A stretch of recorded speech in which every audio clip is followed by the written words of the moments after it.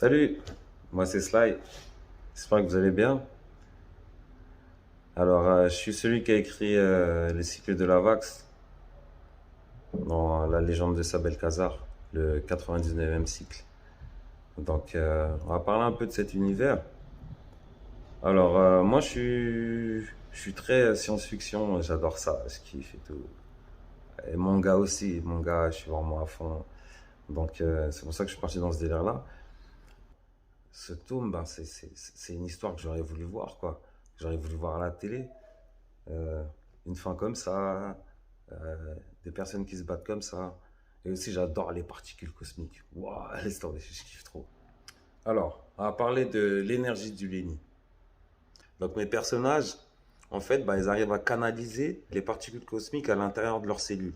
En fait, ce qu'ils arrivent à faire, c'est à stopper la traversée des neutrinos. Imaginons, quand vous fermez les yeux comme ça et que vous voyez tous les petits points, imaginez que c'est les neutrinos qui vous traversent. Imaginez, bah moi, mes personnages, bah, ils arrivent en fait à stopper ça. Et tous ces petits points, ils les stoppent et les stockent dans les cellules et ils arrivent à créer en fait de l'énergie qui leur donne des pouvoirs comme des mini Superman, on dirait. Après, les aptitudes, elles diffèrent d'un personnage à un autre. On ne peut pas apprendre à utiliser le Lenny à quelqu'un. Sous peine d'échanges équivalents.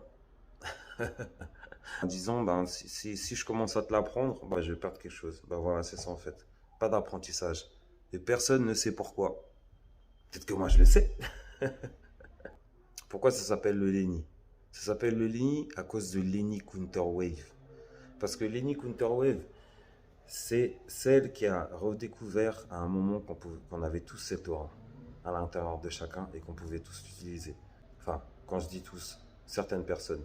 Pas les personnes avec l'aura bleue. Ils ne peuvent pas augmenter leur aptitude pour atteindre la couleur violette. C'est soit tu l'as ou soit tu l'as pas. Eux maintenant, les Sénéni, comment ils font pour pouvoir utiliser le Léni? Ils font des sacrifices. Ils sacrifient des personnes pour pouvoir utiliser en fait cette aura. Eux, leur échange équivalent, elle équivaut à une vie.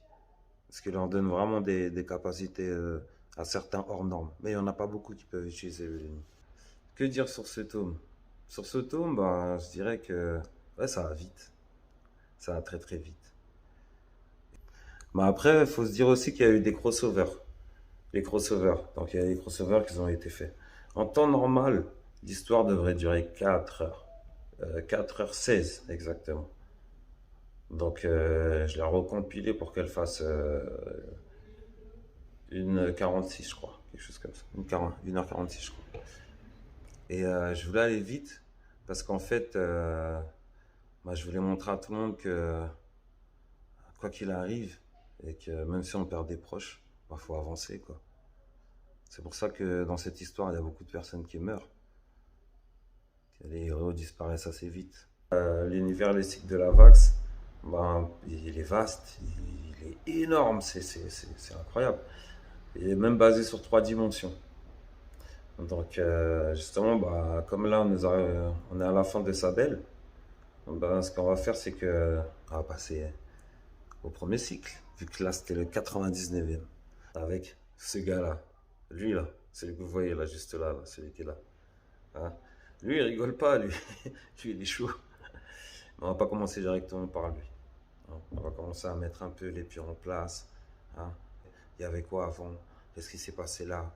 Lui qui est parti là, là, comment ça se fait que ça s'appelle comme ça? Pourquoi ce tome va-t-il s'appeler la guerre des dimensions? Là, il y a plein de choses à voir. Donc vraiment, ça va être vraiment cool. Il y aura du visuel. Bah, justement, sur le tome de Sabel, nous, ce qu'on a essayé de faire, bah, c'était plus au bout d'un moment, faire de l'animation. Partir sur une animation. Euh, mais après, on s'est dit que c'était un peu compliqué. Donc, on a dit qu'on allait faire de la mise en scène. Et sur la mise en scène, eh ben, on allait incruster en fait un filtre avec l'IA dessus. Mais tout en faisant nous la mise en scène. Donc, on est parti dans un délire. Moi, je trouve que ça a bien donné. J'étais très content. Ça a apporté du changement. Pour nous, bah, c'était un peu nouveau aussi pour nous, justement. De pouvoir utiliser la vidéo sur l'IA, ça c'est cool. Après, peut-être que vous posez la question aussi, Comment ça se fait qu'il parle comme ça alors que quand il fait la narration, il parle Salut, c'est comment? On dit quoi? Hein? Je dois pousser sur mes cordes vocales. Faire, en tout cas, voilà, c'est quelque chose que j'arrive à faire. Bah, je me suis dit, bah, pourquoi ne pas utiliser ce style-là bah, pour faire de la narration, si vous voyez ce que je veux dire. Bah, maintenant que nous sommes à la fin de notre histoire, on va passer à une autre, non? Hein? Le 99e cycle est fini. Alors maintenant, on va passer au premier avec Anos d'Argana, la guerre des dimensions.